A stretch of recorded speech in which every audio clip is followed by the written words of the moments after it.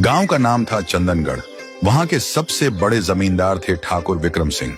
विक्रम सिंह की उम्र करीब 55 साल थी, लेकिन रुतबा ऐसा कि पूरा गांव उनके सामने सर झुकाता था।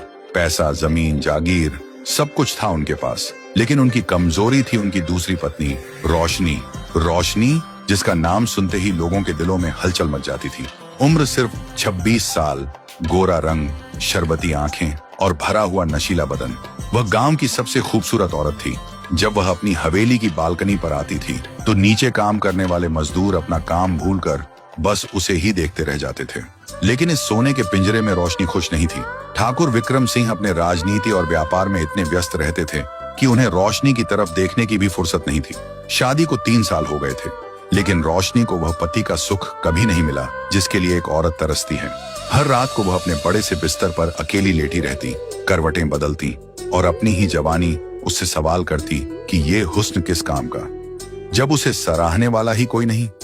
रोशनी की जवानी अब शोलों की तरह भड़क रही थी।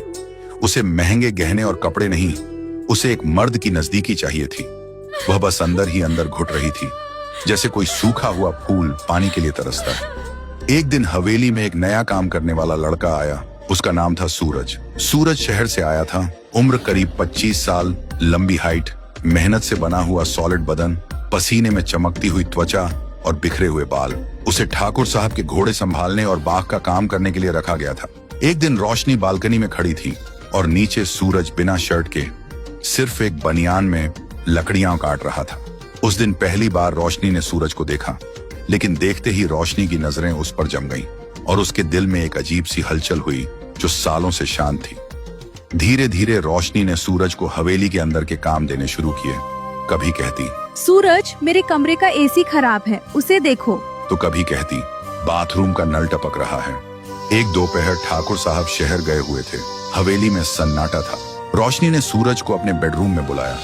सूरज दरवाजे पर खड़ा हुआ बोला, मालकिन, आपने बुलाया? रोशनी बिस्तर पर लेटी हुई थी।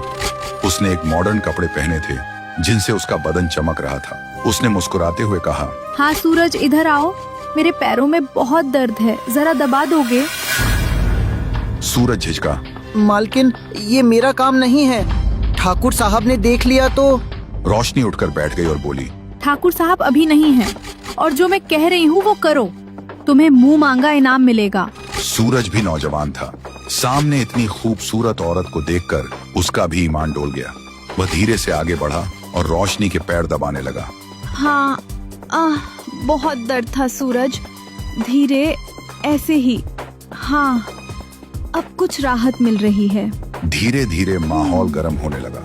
उस दिन बंद कमरे में क्या हुआ इसकी कोई खुली गवाही नहीं, बस इतना शानदार था कि रोशनी की सालों की सूखी प्यास जैसे किसी ने छू कर सुलगा दी हो। सूरज ने उस खाली जिंदगी में एक ऐसी गर्माहट भर दी जो ठाकुर साहब की दूरी ने कभी नहीं दी थी। और तब से रोशनी अब सूरज के प्यार में डूब चुकी थी। अब यह सिलसिला रोज का हो गया था। जब भी ठाकुर साहब बाहर जाते, सूरज और रोशनी एक हो जाते। रोशनी अब पहले से ज्यादा खूबसूरत लगने लगी थी। उसका चेहरा खिला खिला रहता था, लेकिन गांव में बातें छुपाई नहीं छुपती। नौकर चाकर काना फूसी फुसफुसाते थे। मालकिन और नए नौकर के बीच कुछ न कुछ चल रहा है। फिर एक दिन रोशनी सूरज की बाहों में थी। उसने सूरज से कहा, सूरज, मैं अब और इस बूढ़े ठाकुर के साथ नहीं रह सकती। मुझे घुटन होती है। मैं चाहती हूँ हम दोनों कहीं दूर भाग जाएं। लेकिन मालकिन, हम खाएंगे क्या? मेरे पास तो कुछ भी नहीं है। तुम चिंता मत करो, ठाकुर की अलमारी की चाबी मेरे पास है। वहाँ करोड़ों के हीरे और पैसा रखे हैं। हम वो सब लेकर भाग जाएंगे और शहर में जाकर शादी करेंगे, फिर पूरी जिंदगी राज करेंगे। सूरज की आंखें चमक उठी। पैसों का लालच और मालकिन का प्यार उसके लिए तो जैसे लॉटरी लग गई थी। दोनों ने प्लान बनाया कि अमावस की रात को जब ठाकुर साहब दूसरे गांव पंचायत के लिए जाएंगे तब दोनों भाग जाएंगे। फिर अमावस की रात आई। हवेली में कोई नहीं था। ठाकुर साहब शाम को ही जीप लेकर निकल गए थे। रोशनी ने जल्दी जल्दी सारे गहने, हीरे और ठाकुर का रखा हुआ 50 लाख रुपया एक बड़े से बैग में भरा। फिर रात के 12 बजे सूरज हवेली के पीछे जीप लेकर खड़ा था। रोशनी भागती हुई आई और हाँफते हुए बोली, जल्दी करो सूरज, कोई जाग ना जाए।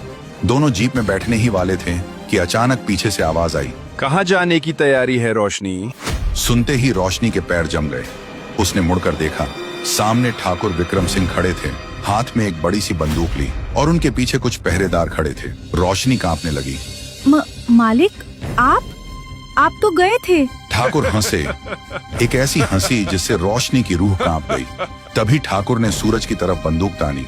रोशनी को लगा अब ठाकुर सूरज को गोली मार देंगे, इसलिए वह सूरज के आगे जाकर खड़ी हो गई। लेकिन तभी हुआ वो जिसे देखकर रोशनी के होश उड़ गए। ठाकुर ने ढेर सारा पैसा निकाला और सूरज के सामने फेंक दिया और बोले, शाबाश सूरज, तूने अपना काम बखूबी किया, एकदम वैसे ही जैसे मैंने कहा था।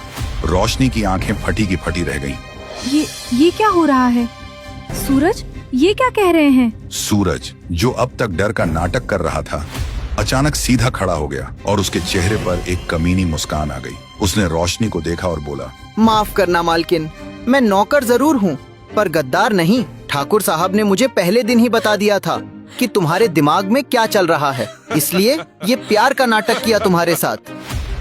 फिर सुबह ठाकुर की हवेली के सामने लोगों की भीड़ जमा हो गई थी। जो ठाकुर हमेशा दूसरों के झगड़ों का पंचायती करता था, आज वही ठाकुर अपनी ही बीवी का फैसला गांव के सामने करने वाला था। ठाकुर विक्रम सिंह ने सबके सामने रोशनी से कहा, रोशनी, मुझे पता था कि मेरी दौलत और मेरी उम्र तुम्हें कभी खुश नहीं रख पाएगी।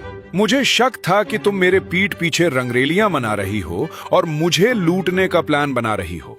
इसलिए मैंने ही सूरज को कहा था कि तुम्हें अपने जाल में फंसाए ताकि मैं तुम्हें रंगे हाथों पकड़ सकूं।